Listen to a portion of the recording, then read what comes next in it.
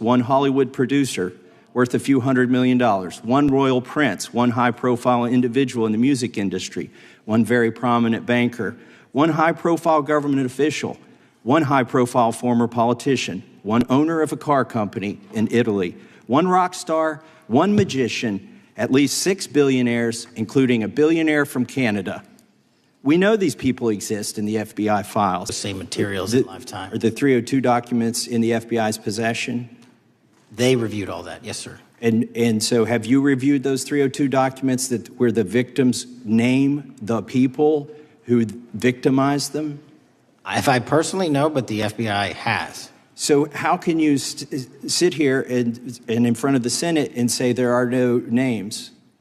I said I named one today.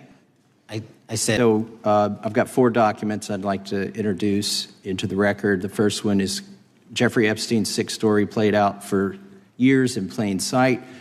And Acosta is quoted in here saying, "I was told Epstein belonged to intelligence and to leave it alone." The second document is entitled, "What Epstein's Bodyguard Warned About His CIA Connections." The third document is from Fox Digital. It's titled, "Epstein's Private Calendar Reveals Planned Meetings with Obama Admin Official CIA Chief."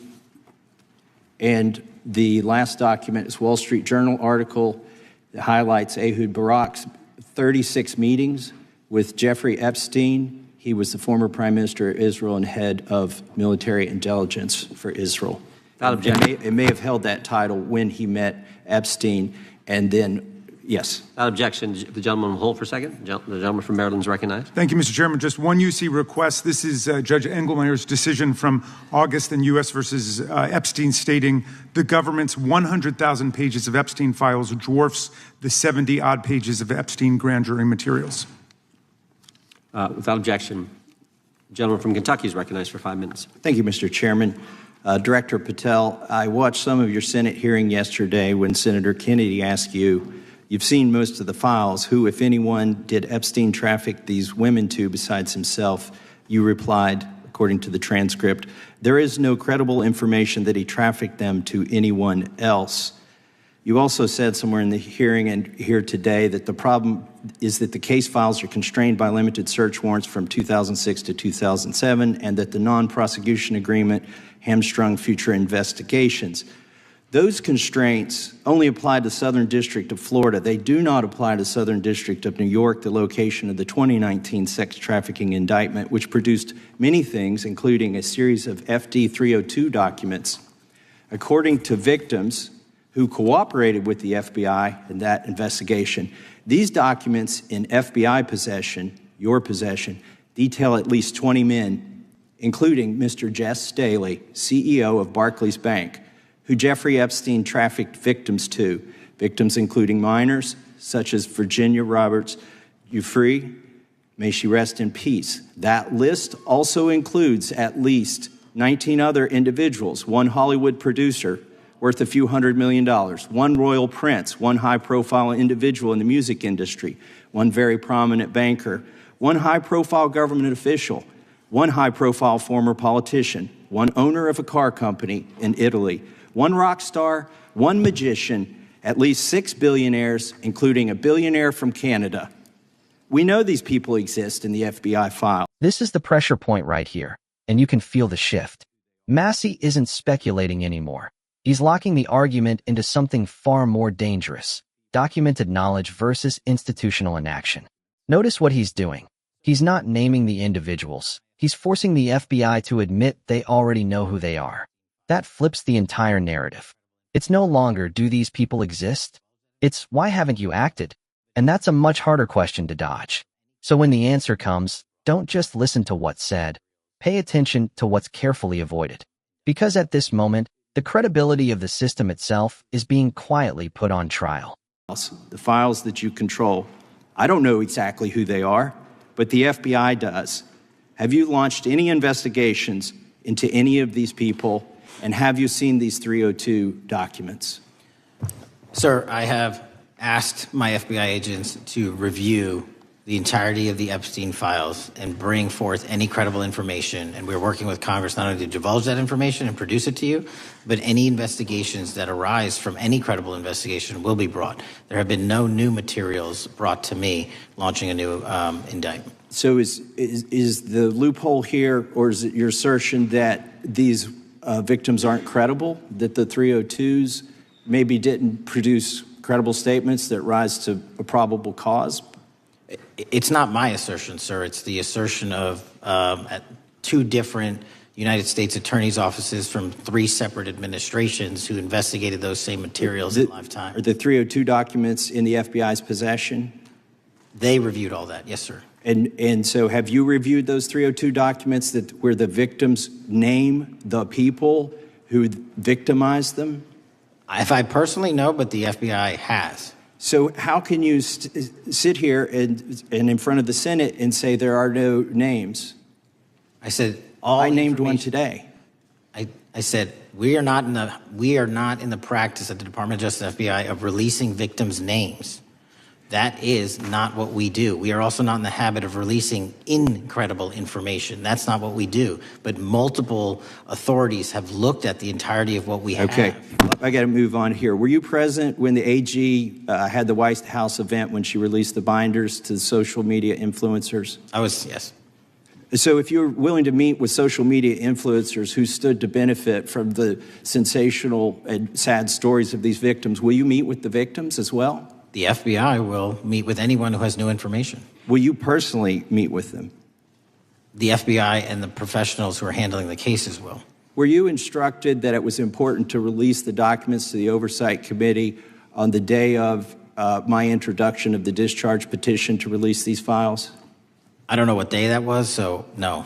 Well, they were released that day, and there were victims' names who weren't redacted because they were in such a rush, and the victims are not happy about that.